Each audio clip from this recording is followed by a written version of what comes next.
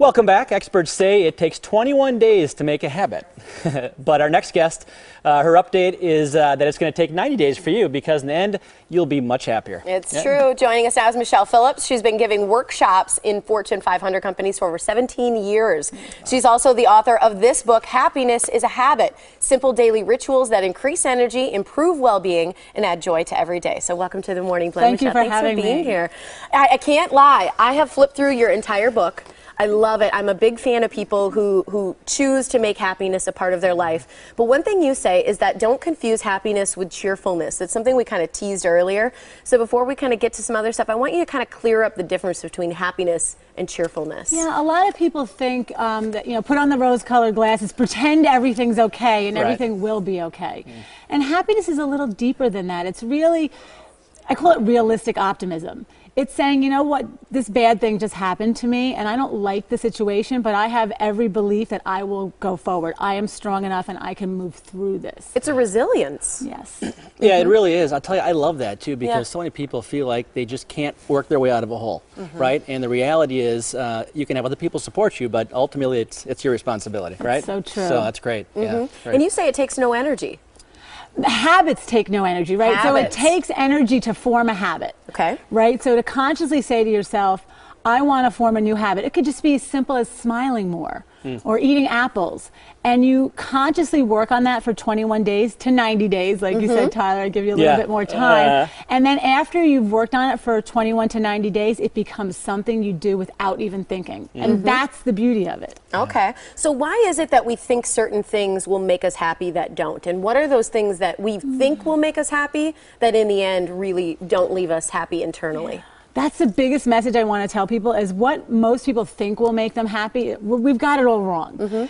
We live in a world of marketing and advertising, and it's the next car, the next dress, the next job, the next spouse, that will make you happy. Retail therapy. Yeah, and these things make us happy, research shows, for approximately 3 months. And then we go back to our happiness set level. And what I love about the habits I speak about is they're all things in your control. Things like smiling, being grateful, the way you process a negative event. These are all things you have absolute control over, and anyone watching us can start to employ immediately. That's great. And I'll tell you, being optimistic, really has an influence on people's work, their occupation, their school, how they approach life, friendships, right? Is that not true? Yes, again, all the research has shown happy, positive, optimistic people, they do better in sports, in school, in relationships, in their careers, because they just deal with the downfalls. They deal with them better. They have better coping skills, better coping mechanisms. They know how to get themselves up when they're knocked down. How important is being in the present in this philosophy? Because, we can't live in the past. We can't live for what's coming tomorrow because we're going to worry so much. Are we more open to opportunities and things that can come to us if we're currently living in the present moment? Yes, yes. And again, that's one of the hardest things, myself included, to be present. Our mind is always bringing us forward or taking us back. So I simply tell people to go through your senses a couple times during the day, and that brings you back to the present moment.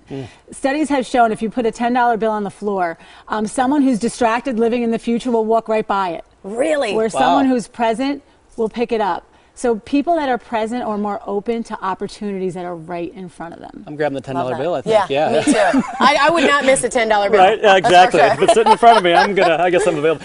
What are some of the different habits that people should try in their life? The biggest, there's so many. There's 44 outlined in my book, and you choose from them. One of my favorites is having a bad day emergency plan. Really knowing what do you need to do to get yourself out of a bad mood. Is it music? Is it the way you process the event? Is it calling up a friend who can just tell you how fabulous you are? What can you do to help move you forward instead of stay stuck? You've got, like you said, 44 of them in the book. Another one, create visualizations and posters and reminders around your house. I love this because it's something my mom did growing up. She'd post little Post-it notes on the mirror in the morning or stick them. And I know a lot of people do those things for their children, for their family, for their loved ones. But you say do it for yourself, too. Oh, my gosh. And I'm a little kid at heart. I just finished my vision board last week. Love vision boards. I couldn't go to sleep with my glue stick and my magazines. But I just love it because when the things start to manifest, it's just a good feeling, and I have little stickies all over my house. People might think it's crazy, but I know it works. That's right, exactly. And there's the 90-day challenge, right? Is that what you recommend? I do. The experts say it takes 21 days to form a habit. I give you 90. pick one habit. You are going to smile once an hour for 90 days. You are going to eat an apple once a day for 90 days. Then it becomes something you do without even thinking. Then pick another habit. In 5 years, you have accumulated 20 new, positive, powerful habits that, as you said, Tiffany, are working on autopilot. Yeah. Because you're just naturally going to do them. One that I think truly is something that comes back to you if you put it out is your habit number 33. You say, do something kind.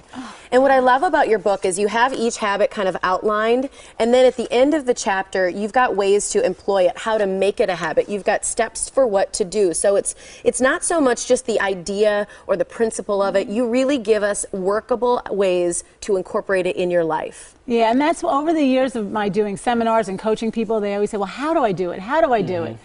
So I really took the time to step back and say, okay, how did I start to create these habits, and how can you make them your own? Sure. Yeah, that's fantastic. And I'll tell you what, it seems like today social media, right? It's such an important part, but sometimes it can draw away and give you a false sense of security. I don't know if you ever kind of feel that way. The things that you bring to the table and the habits and the optimism, I mean, that's real life. That's the foundation of moving forward and interacting and communicating. I think that's absolutely fantastic. Yeah, it's building the core of who you are. The more you build yourself and positive habits, the more confident you are to do anything in life. Sure. I think it's great. I mean, the things that you have are just so fantastic, and you really say it doesn't matter.